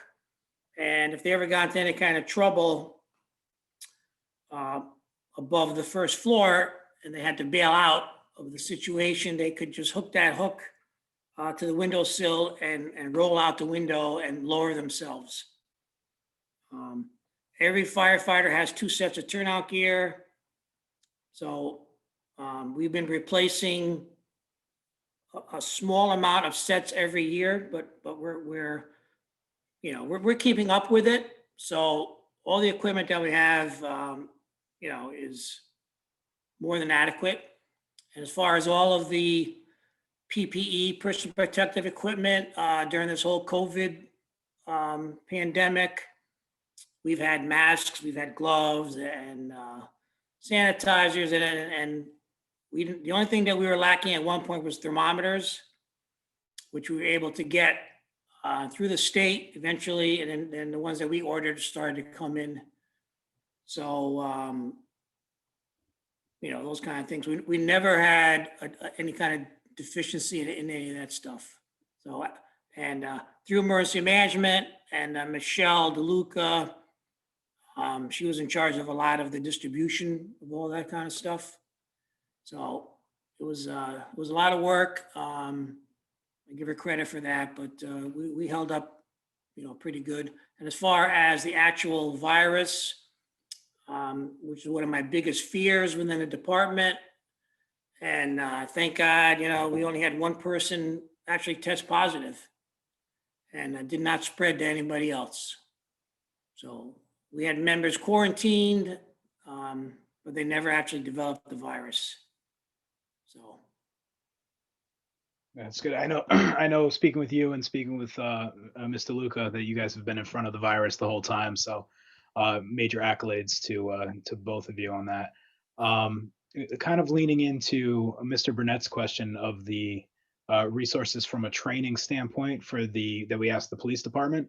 Is there any type of additional training that you might want or that you've looked into, and what maybe a similar lens to what we discussed with the police department as well? So engaging with the public, or maybe from a safety perspective, or we could just use it as a general topic. So has that come up? Well, we have OSHA mandated training that we have to do every year. So we have sensitivity, we have sexual harassment training, we have hazing and bullying. Then I'm trying to think what else we have. But all that training is either done through KERMA, which is our risk management, or we pay for it internally, and we have instructors come in to instruct us. We have either EMR, EMT recertification every year. I don't think we have anything new on the horizon as far as training. We do officer development every year. Those are things that we do on a yearly basis anyway. It sounds like a pretty substantial list, but is there ever an ask for additional training of either from your team, or would you ask of us to identify funding from the training side of things? I don't have anything specifically, but I would definitely take you up on it, if it ever came to that. That's fair. That's fair. In terms of the I'm totally on a soapbox here. Does anyone have any other questions? And Mr. Burnett. Thanks. Thank you, Chairman Sacinelli. Chief Cano, how are you doing? Good. How are you? Good. I would be interested to understand what are some of the efforts that the fire department is taking in terms of increasing the diversity of the demographics of the fire department? What specific initiatives or actions are you taking to attract candidates of color, women, etc., just to move closer to having the fire department reflect the demographics of the city of Norwalk? Yes. So in 2015, the city of Norwalk gave an entry-level exam just for the city of Norwalk. And out of that list, we were down to number 40 on the list. And included in that was the first time we ever hired a female. So now we have 4 females. I don't know the exact number off the top of my head, but we've had several, African Americans. We had Hispanics. So I wasn't involved in that fabrication of that list. So I could speak about last year, the city of Norwalk was going to get involved with, which I'm sure you've heard about, the consortium test, which is 16 other towns. And for us, it was a trial because we were not in it 2 years ago. And the decision was made, let's try it. It doesn't cost the city any money. And if we get, a viable list, we could hire people off of that list. Unfortunately, what happened, and the fire commissioners do not want to use that list now. But prior to the actual list, I was personally involved in recruitment. So we spoke with many of the clergy from the city, different groups from the city. We had posters made up. We had, all the social media sites. We try to get the word out as much as we can that we're given this test. So let's fast forward now, and right now this month, I'm working with purchasing to develop an RFP for another agency to come in and give Norwalk another test just for Norwalk firefighters. And I'm sure we will do exactly, or not more, of what we did before as far as recruitment goes, getting into the colleges, the high schools, getting the word out. We're going to give ourselves extra time because the Connecticut Fire Academy has 2 classes, one in February and one in September. And I don't want to rush to try to get this whole process done and push people into February class. So we're going to shoot for the September class of next year. And, we have plenty of time now. We could really figure it out and do it the right way. So yeah, that's on everybody's mind, is trying to increase all that diversity. Great, thank you. Appreciate that. You're welcome. Any other questions from the group? Just Chief, topically, since we're talking about the water emergency, has that impacted us recently? As an increase in fires, or maybe no? No. There hasn't been any, there's always water in the hydrants. So no, we haven't had any, Drought-related fires? No. Okay. There's not much, believe it or not, there's not much open space in Norwalk where, years ago we used to have brush fires every day in the summertime. You just don't see that anymore. That's good, I guess. Yeah. Yeah. I think I saw Miss Johnson. Were you? No? No, the chief answered my question about how our hydrants were doing. So that was related. Thank you. Yeah. Yeah, our hydrants are always under pressure, right? Is that correct? So Yes, it's always a fill system. It's a priority feed, yeah. Are the 2 water company people still on the call? No, I think they threw in the towel an hour in. Okay, well, just a quick side note, we rent the fire hydrants from the water companies. And the second district is going from $84 a hydrant to $200 a hydrant next year. So it's going to be very expensive come next year. But that's not your problem. We could have yelled at them a little bit if we knew that before. I know. Well, every municipality rents their hydrants. That's just the way it is. It's definitely something that we need to keep on our radar. I'm seeing people unmute. Go ahead. Yeah, I was just going to say, is there an explanation behind why the dollar amount is being doubled? The only explanation is they want to stay in line with the other water companies. So they're not quite as expensive as Aquarian, but they want to be in line. The first district and South Norwalk want to be aligned together now. So, and the finance director is not happy with it, to say the least. I gotta just in relation to that, I talked about the desalinization for the public drinking water. Is there any reason why we couldn't start to harness seawater for putting out, like if we were able to filter it and store it? Just and you might not know the answer to this. I'm just thinking top of mind. We have access to the coastline to mitigate the cost of those hydrants. You'd have to actually move the water inland. Right. That could be a little bit of a challenge. I mean, any waterfront property, we have our fireboat, 2 of them, and if we can get in close enough, we can use that water to supplement or strictly use that water as opposed to using a hydrant. But, you know, logistically, it's easier to hook up to a fire hydrant and, you know, lay a couple of lines and you have your water right there instantly. Try to move the water from the sound inland would take a while. Yeah. Yeah, it was a top of mind question, but I get logistically it'd be challenging.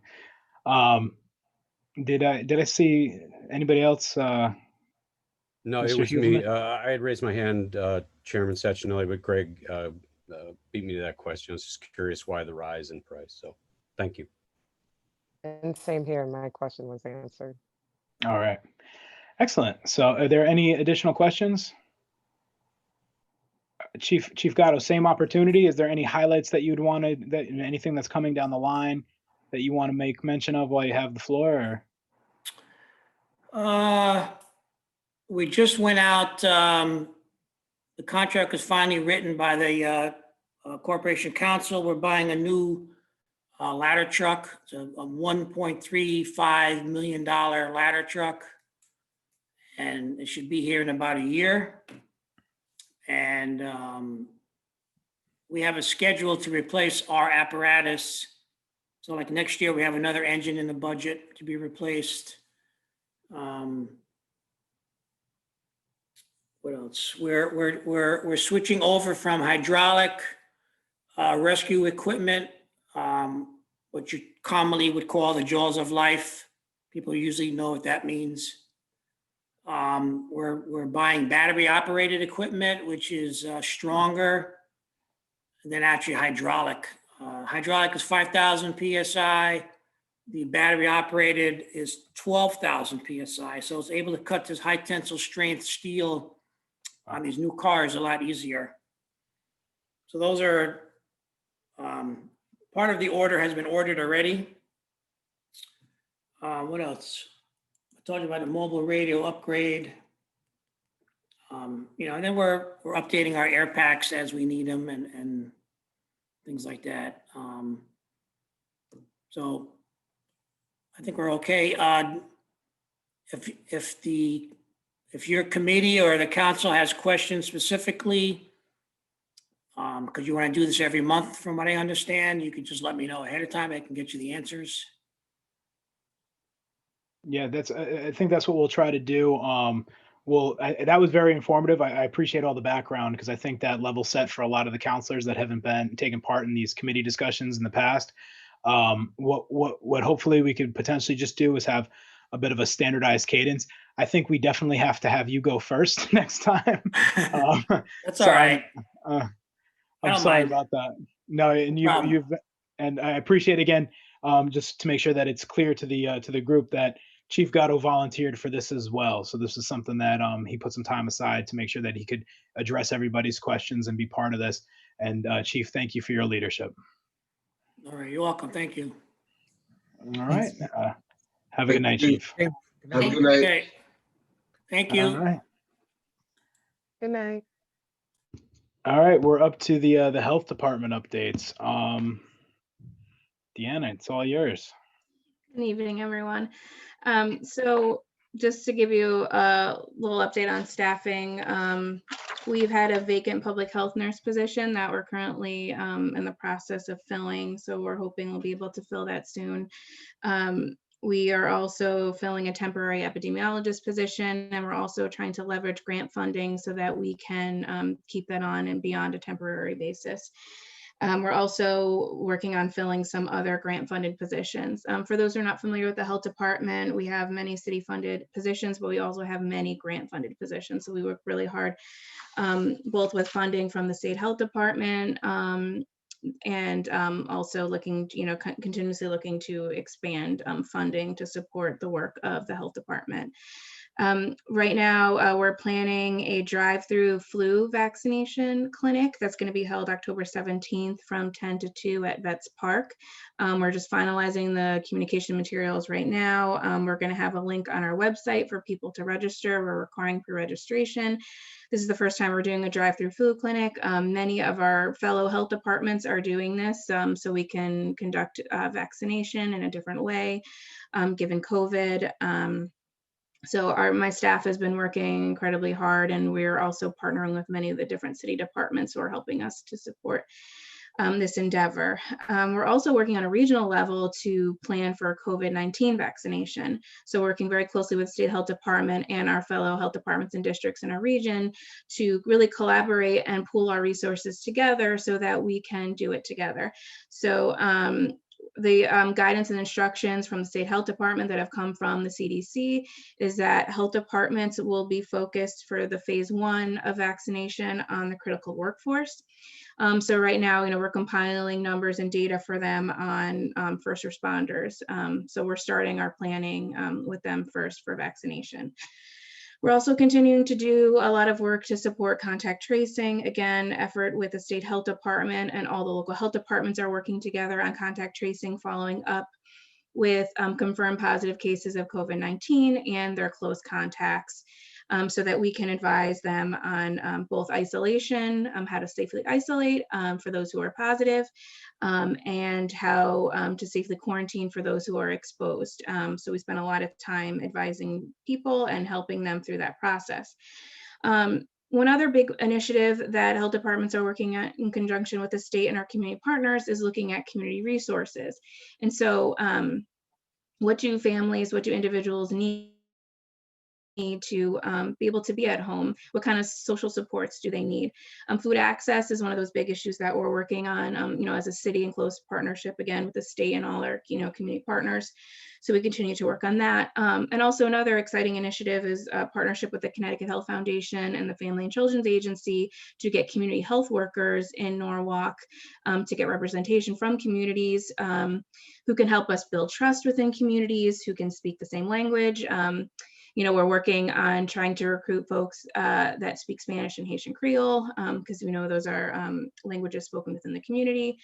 And so again, working really closely with just our partners and the state to figure out what resources are available. We've been in communication with the governor's office so they can help advise us on different ways to bring support to our community members. Diane Lortella in her comments was talking about like communications materials. And so we've recently linked to some materials that have been created by the state. And so we're looking to ways that we can create more visibility to those those communication resources within Norwalk. We also do a lot with communication. Our health educator has come up with flyers and working on different promotional materials on the website and social media. And she would love to continue to do more of that. But I also want to mention that a lot of our staff are also doing contact tracing in addition to their other duties that they're doing. So we're stretched very thin. We're in unprecedented times and work really, really hard to support our community. And we're needing to really just focus on fulfilling many different roles and responsibilities that are important right now for the health department. We continue to provide guidance to many different sectors. We get calls all day long wanting advice and guidance and support and helping people make decisions. We're also enforcing the reopen guidelines from the governor. So we continue to do that. At the same time, we've also reopened our clinical services on a limited appointment only basis, our sexual health clinic, as well as some of our tuberculosis services. So we continue to be really busy, continue to look for ways we can continuously improve and do things better. But I just would really like to thank my staff for the incredible hard work that they're doing and the support that they give me and the support that they give the city. I'm really fortunate to have them at the health department. So those are my main highlights. Yeah, thank you. Discussion, Mr. Heuvelman. Thank you, Chairman Sachinelli. Deanna, thank you so much for everything. You guys are working so hard and really hitting it out of the park, and thank you. I appreciate the work that you're putting in. I have a question that I was very confused by the governor's decision today to announce that we're going to move to phase 3 in October 8th as a target when we're seeing transmission rates and numbers actually rising, even though slightly, but I'm curious as to what the metrics are to suddenly increase indoor capacities and where that came from. If you have any insight you could shed on that. So I can't really comment on the governor's specific, reasoning to that. I want him to speak for himself, but he did have a press conference today at 4 o'clock. It's been recorded and it's linked to his Twitter account. It's there. So there have been a lot of questions is it related to that are covered on that press conference. So I'd encourage you all to watch that because he does go over the phase 3 and the reasoning and his thoughts behind it. And I could circulate that to everyone too, if they would like a link. Thank you. Yeah, I will make sure I get an opportunity to look at it. The question I do have, though, specifically for Norwalk is, what is this going to do for you staff-wise? This is going to be, I would imagine this is going to be an increase in, what you have to do to monitor all of these changes, correct? Well, anytime there's a change, and these guidelines have been changed and updated throughout the process, even within phase 2, there have been multiple updates. So it's always takes time to read the latest guidance and to be, up to date on everything. So of course, keeping up on that. And then, we're just going to continue to monitor. It is of course resource intensive. It's on top of what we're already doing. But we continue to respond to complaints as they come in and continue to just give our all to the city. All right. Well, thank you. You guys are doing a wonderful job, and I appreciate all the work that you are doing. Thank you. Thank you. Mr. Keegan. Thank you, Mr. Chairman. Deanna, I have a question about the schools. If a student has to quarantine because of a contact with a positive COVID case, will the health department test that quarantined student if he or she chooses to do that? So the health department doesn't have the capacity to do the testing ourselves, but we'd be happy to point anybody who needs assistance in figuring out where to get tested. We do have that information on our website as well. But yeah, the health department itself, we don't have the ability to do that testing, but we work closely with our community partners like the community health centers, the hospital, and others that are doing the actual testing. Would that be something you would recommend, or only if they show symptoms? We recommend that close contacts of confirmed positive cases get tested, but we do recommend, depending on their exposure, waiting a little bit to get tested. So if you were exposed to a positive case, yesterday, you shouldn't go get tested today. You should wait about 5 to 7 days to get tested based on the incubation period of the virus. Thank you. You're welcome. Further discussion? Yeah, I have a question. Please. Okay. Diane, I have a question for two. One is, I speak of this all the time. Connecticut, Norwalk, health departments, the police department, fire department, you all should have access to the language line. So it provides equitable use. So whether it be Haitian Creole or Japanese, you should be able to talk to the person you're dealing with. I was wondering, and you should be giving an access code, and just wondering how often the health department uses these services. And secondly, coming a little bit from medicine, coming from medicine, going to holistic care, do we talk about any things that people should be, maybe information of what the proper diets, things that are, immune helping and boosting and stuff like that? Do we also inform our community about that at all? So I heard your first question. The second one broke up a little bit. So your first question. Oh, I'm sorry. Can I answer your first question first, and then we go? Yeah. So we Yes. do have a contract with a language line that we use to assist us with translation services, and we use it often, especially within our clinical services. Okay, And we great. do have staff that are trained in medical translation for Spanish, because we do have several Spanish-speaking staff. Thank you. That's actually great, because I wish the schools would do that more. My second question was, is there any information that's put out that's from the health department that actually talks about, more maybe I'm going to say holistic ways of being of immune boosting, and maybe implementing that in the things we're eating and drinking on a normal basis in the schools and so on and so forth? Because, yes, mass is that, but there's also a big health benefit to letting our community, our children, our families understand the benefit of what they're eating that can help also not only be healthy for them, but for others as well. Because for some people who understand certain autoimmune disease and breathing and stuff, I'm just wondering, do we ever say anything about that at all?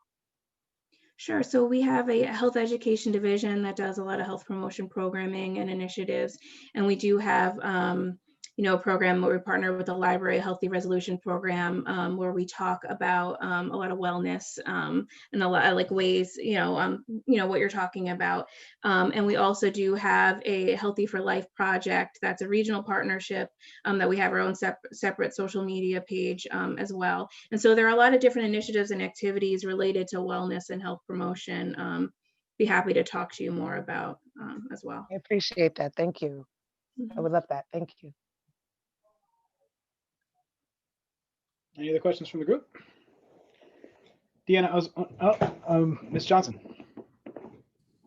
Oh, thank you. I just wanted to follow up about the epidemiologist. I know last time, Deanna, you mentioned to get you questions, and I'm thinking on that. And I have I would love though if there were to be an opportunity for us to take a look at the data as well, if that's going to come. I know you're in the hiring process, so maybe this is something we talk about offline. But that would be amazing if possible for us to kind of get a sense of what kind of questions we could ask based on data available. I don't know if there's like just like the variables or the code book or whatever, so we can kind of get those questions from our folks. And I just want to say thank you again. I know I say it every month, but the sense of safety and security that I know I feel, my family feels as Norwalkers. I know constituents have mentioned to me how during this time, knowing that we've got public health advice that is sound that we can follow from the city has been a real comfort. in that regard. So thank you very much for all you're doing and your team's doing. So Thank you. Yeah, I was wondering if you could briefly touch on the public comments. So the aerosol topic, if you're comfortable with it, as well as I know from the from our perspective, we've updated the ventilation systems in a lot of the public facilities, but that came up in the public comments as well. I wonder if you're comfortable discussing those briefly. So related to aerosolization, actually one of my board members sent me a link to Johns Hopkins and a guide where they do a really good job of summarizing the most recent research. So I've been taking a look at that, and I think we should post it on our website. So I think that might be one way to link like the latest public health research and making sure that we're sharing it within our community. Related to ventilation, yes, again, building management could speak much more, could be a better speaker to the mechanics of the ventilation system, but for sure, the city has been making strides to improve ventilation, both within the city buildings and within the schools as well. Yeah, I'm aware we've updated all the filters to meet the recommendations of the CDC, but I don't know if maybe there's going to be new recommendations, but I'm sure we'll stay up to date with those. In regards to the other public comment regarding air quality with the additional truck capacity, I'm not sure if you're prepared to speak on anything on this particular call, but maybe something that we want to follow up on, or is there anything that did you have a take on that? I would just like to talk to my my staff first before, talk to Tom and the staff that did review it before I, comment any further, but definitely we'll look into it and speak to about this with the staff and follow up. Okay. And I also, I know Diane CC also spoke about data, and I can help link some of that data. I can share it with her. I don't have like the level of specificity that she described, but there are different data sources available to look at, by census track certain asthma outcomes. I appreciate that. And then, I mean, we could probably potentially follow up on the next update as well, as part of the health department updates, air quality. We did make these discussion items, I guess this redirecting the discussion to the group here. We made these discussion items purposefully broad to allow any level of discourse on these topics. Do you guys like this format, or do you want to maybe potentially narrow it in for the next agenda? Yes. I'm seeing heads nod. Thumbs up. All right, I appreciate that. Thumbs up. I like the broadness of the format to, the open lines of discussion. So Excellent. I'd imagine once it becomes more, there's any level of awareness with the public, they'll come and bring some additional public topics to discuss in these categories. So we'll keep it broad for the time being, and we'll maintain the monthly cadence with this. Unless it becomes for any reason less useful, and then maybe we'll separate it out every other month, or we could always look back at it and see what's more impactful. Is there any other questions for the health department? All right, Deanna, same opportunity. Any highlights that you want to touch on? Anything coming down the line? I think I spoke enough. Give you a whole list. You're doing some good stuff there. So again, and thank you for your leadership. We all appreciate you. Hopefully you know that. Thank you. Thank you so much. That was the last discussion item. With that, do we have a motion? I see Ms. Shanahan was her hand flew up. We have a motion to adjourn. All in favor? All right, it's unanimous. Thank you all. Have a great evening. Thank you. good night. You're Thanks, welcome. Nick. Good night. Good night.